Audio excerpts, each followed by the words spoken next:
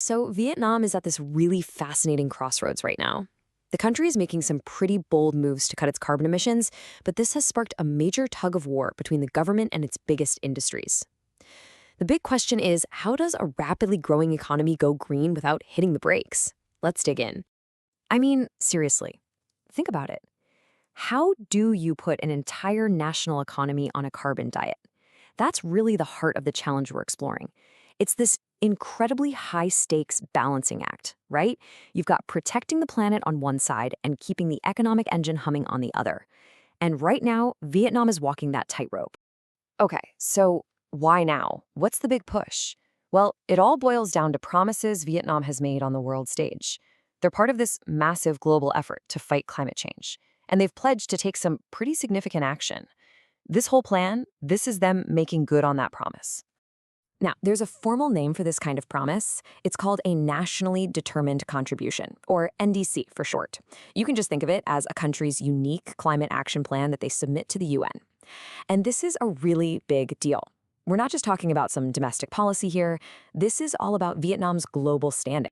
So how exactly is the government planning to pull this off? Their big idea is to create what's essentially a national carbon budget. And that's a perfect way to think about it. It's just like a financial budget, but instead of spending money, we're talking about spending carbon. It sets a firm, hard cap on the total emissions allowed across the entire economy. And the main tool they're going to use to enforce this budget is something called an emission quota. It's pretty much exactly what it sounds like. It's a strict limit, a line in the sand that tells a specific factory or power plant, this is how much you can pollute over a set period of time, and that's it. But it's not just some blunt instrument. The government's proposing a pretty sophisticated formula to tailor these quotas. It takes into account the big national climate goals, of course, but it also factors in how much an industry is expected to grow and even how up-to-date a single factory's technology is.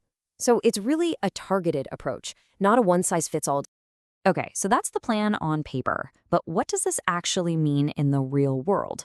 Well, a plan like this is obviously going to have the biggest impact on the country's largest polluters.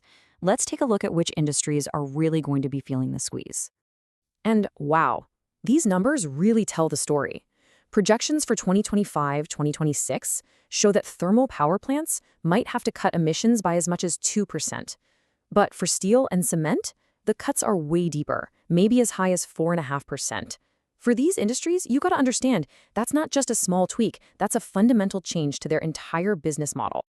But wait, this isn't a done deal. The government's proposal isn't the only game in town. The very industries that would be most affected have come back with an alternative plan of their own. They believe there's a different, maybe better, way to hit those same green targets. And this quote really gets to the heart of their argument. They're worried that a strict cap on total emissions will just act as a brake on their growth. So their whole alternative is designed to balance that expansion with innovation, basically pushing companies to invest more in clean tech. So right here, we can see the two philosophies go head-to-head. The government's plan, the absolute quota, is like that strict budget. You can't spend more than you're given. The industry's proposal, though, is based on emission intensity. Think of it like a fuel efficiency standard for a car. A company can build more cars as long as each individual car gets cleaner. The huge difference, though, is that with the industry's plan, total emissions could actually still go up even if every factory gets more efficient. So, with these two really distinct paths on the table, what happens now? Well, there's actually a clear timeline in place to move this whole thing from a debate into a reality. But before any plan gets put into action, there's a crucial issue that has to be solved: trusting the data. That's why there's a big push to set up an independent body just for measurement and verification. It would act as a totally neutral referee, making sure all the emissions data is accurate and trustworthy, no matter which plan they end up going with. And here is that timeline. The next couple of years, 2026 and 2027, are going to be a pilot period, a chance to test these new systems and policies out. And then, in 2028, the chosen system is scheduled to be officially launched across the entire country. And so that brings us right back to where we started. This isn't just some dry policy debate.